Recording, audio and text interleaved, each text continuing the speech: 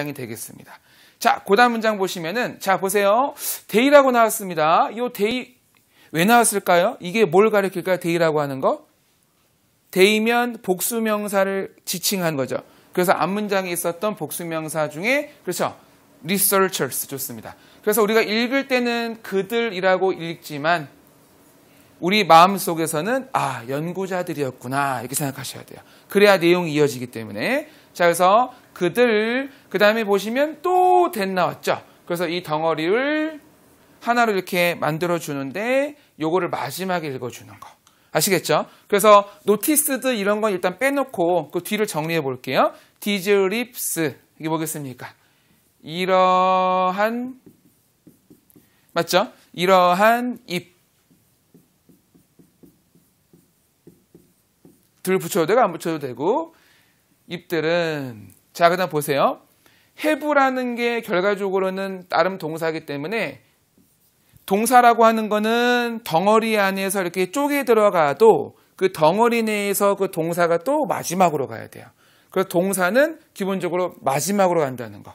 아시겠죠? 자, 그래서 일단은 have를 빼놓고 생각하시면 되는데 many veins부터 해서 like, hurt까지 가야 되는데 like가 나왔을 때 구도가 뭐냐면 명사가 나와 있고 like가 나와 있고 명사가 나와 있게 되면 이거와 이거의 관계가 기본적으로는 동격, 같다고 보시면 돼요. 예를 든 거거든요. 아시겠죠? 그래서 해석하실 때는 이제 vein만 하시면 안 되고 hurt, like, many, vein 이렇게 거셔야 돼요. 왜냐면 얘가 지금 주인공이기 때문에 뒤에서 한 번 수식, 앞에서 한 번 수식 이런 식으로.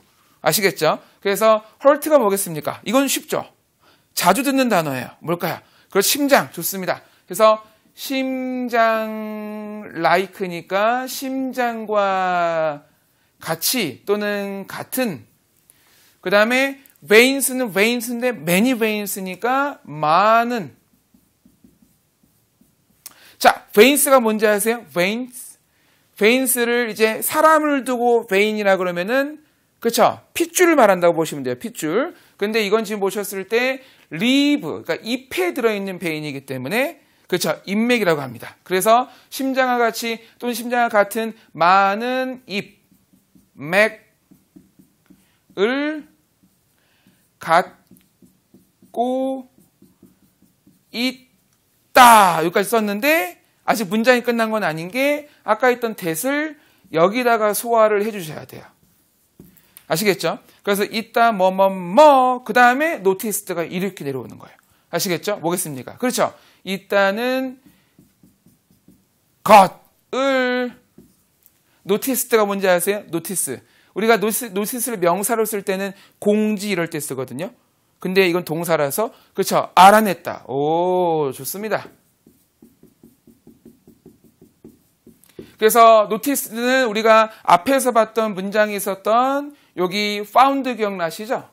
얘랑 지금 notice는 결과적으로 동의어입니다. 동의어. 아시겠죠? 자, 생각해 보세요. 명사 같은 경우는 우리가 앞에서 한번 쓴 말을 또 쓸 때 겹치게 쓰기 싫을 때 대명사를 쓰지만 동사 같은 경우는 대동사라고 하지 않잖아요. 기본적으로. 그죠? 대동사가 물론 고급 문법엔 있겠지만 흔히들 대동사라는 걸 따로 우리가 배우진 않거든요. 그래서 동사랑 형용사 같은 경우는 기본적으로 동의어가 많아야 독해가 좋아져요. 왜냐하면 마땅히 바꿀 수 있는 용법이 없기 때문에. 그래서 어휘에서 동사랑 형용사는 양이 많아야 좋아요. 독해하실 때. 그리고 명사 같은 경우는 대명사랑 더불어서 시그널을 이해하시면 훨씬 좋아질 수 있고요. 그래서 명사는 어떻게 보면 양보다는 정확한 이해로 공부하셔야 되고 그리고 동사랑 형용사 같은 경우는 양이 많아야 좋다. 아시겠죠? 자, 그 다음 문장 가겠습니다. 자, 이 문장 보시면은 also라고 나왔으니까 앞에서 했던 말에 대해서 이제 추가가 되는 거죠. 그러니까 역접이 된다거나 하는 논리가 아니고 이게 플러스 개념이 된다고 보시면 됩니다. 그래서 also 또한 자, 그 다음에 이 전체에서 보셨을 때 스피네치, 리프 이게 지금 기본적으로 주어가 되는 거죠. 그래서 시금치 오늘 시금치가 주인공이죠. 시금치 잎은 이렇게 해놓을까요? 자, 그 다음 보시면은 여러분 이 about이란 단어 아마 그쵸 자주 들어보셨을 건데 about이 전치사면은 뜻이 뭐죠? 전치사. 혹시 아세요? about이 전치사면 뭐뭐에 관하여가 되죠. 근데 about이 부사로 쓰이면은요 대략적으로가 됩니다. 아시겠죠? 그래서 about이라는 게 원래 두 가지가 다 가능하다는 거. 그래서 실제 독해에서는 전치사 about만큼 부사 about도 자주 나와요. 그래서 여러분이 문법적으로 구분이 잘 안 되시면 뜻이 그냥 두 가지라고 생각하고 보셔도 상관은 없어요.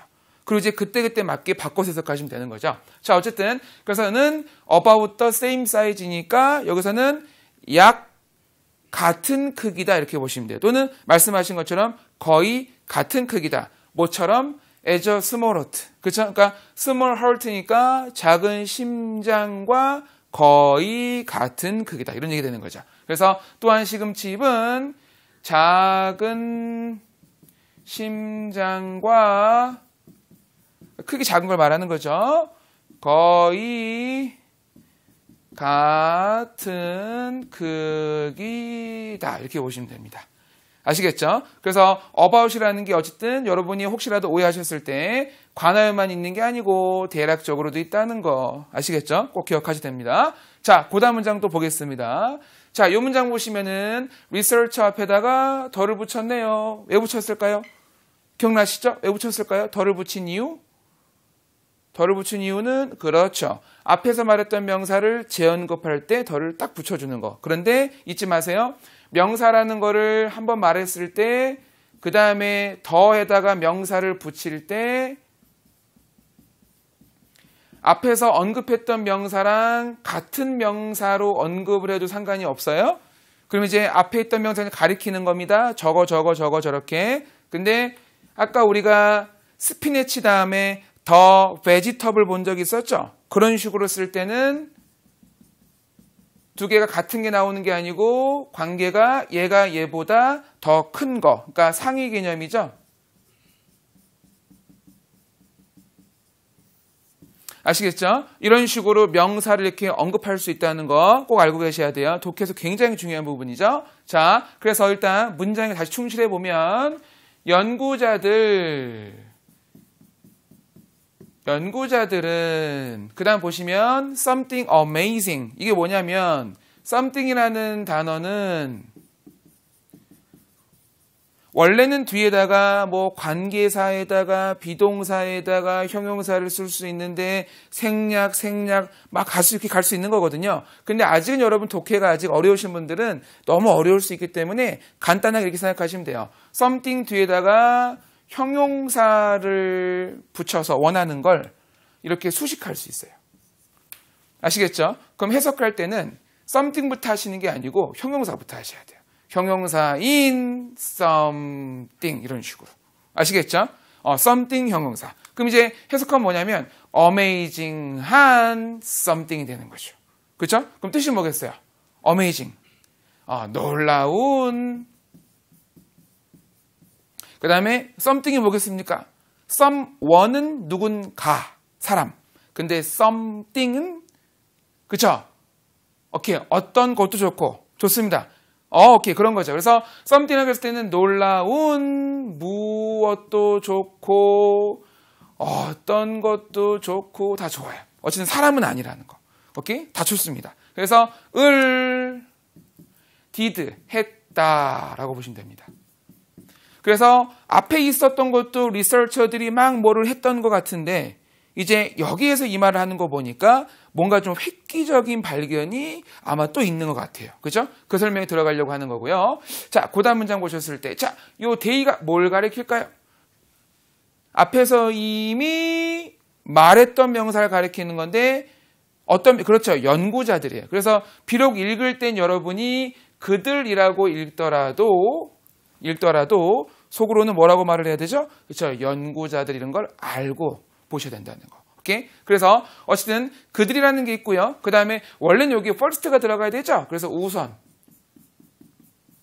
자, 또는 먼저도 좋고요. 그래서 우선이나 먼저. 그 다음에 그들은 그 다음에 보시면은 took out은 동사니까 마지막에 해석하는 걸로 하고요. 순서를 이렇게 잡으세요. 아시겠죠? 그러니까 여기부터 읽는 거예요. 뒤에서부터. 왜냐면은 이것도 결과적으로는 전치사 명사. 아시겠죠? 자, 그럼 뭐냐? live니까, lives니까 if. 그래서 그들은 if로 from부터 자, color. 그렇죠. 색. and. 그리고. 자, 그 다음 보시면은 sell이라고 하는 거를 그냥 해석하면 안 되는 이유가 앞에 단어가 있었어요. 그래서 all the plant sell을 한 번에 적으셔야 되는데 이게 재밌는 게 뭐냐면 영어를 공부하다 보면 이렇게 all the 해가지고 명사 쓸 때가 있거든요. 그렇죠? 근데 이게 왜 가능한 거냐면은 all이라는 단어랑 have 라는 단어의 특징은 원래 중간에 ove가 있어야 되거든요.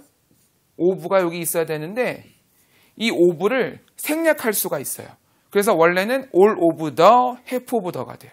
그럼 결국 뭐가 되냐? 이 명사를 분모에 뒀을 때 그 중에 all이 되거나 그 중에 half가 되는 거예요. 아시겠죠? 분수로 보시면 돼요. 그래서 더 명사분의 all 하면은 모두, 더 명사분의 half 이러면 절반 이렇게 보시면 돼요. 아시겠죠? 그래서 결과적으로 뭐가 되냐면은 그 plant cells 중에 all이니까, 그죠? plant cells의 뜻을 하시면 되는 거야. 뜻이 뭘까요? 식물 셀, 그쵸? 세포. 그래서 식물 세포. 그 다음에 여기 분수처럼 읽혀지는 이 부분을 읽을 때는 뭐라 그러냐면 중에, 세포 중에 all이니까 전부. 그 다음에 을을 중에 를. 자, took out이 뭘까요? took out. 우리가 왜 음식점 같은 데 가가지고 남은 거를 take out 하잖아요. 그게 뭐죠? 그쵸, 그런 거죠. 뭔가 이렇게, 그쵸, 빼다 이런 느낌이에요. 그래서 드러내다. 식당으로부터 음식을 집으로 가져가는 거니까 어떻게 보면 드러내다가 맞죠. 아시겠죠? 가지고 나가다 그 느낌도 좋고요. 그래서 그렇게 보시면 됩니다. 그래서 어쨌든 그들은 잎으로부터 색, 그리고 식물세포 중에 전부를 드러낸 겁니다. 아시겠죠? 이제 그 상태에서 이제 연구 과정이 나오는 겁니다. 실험 과정.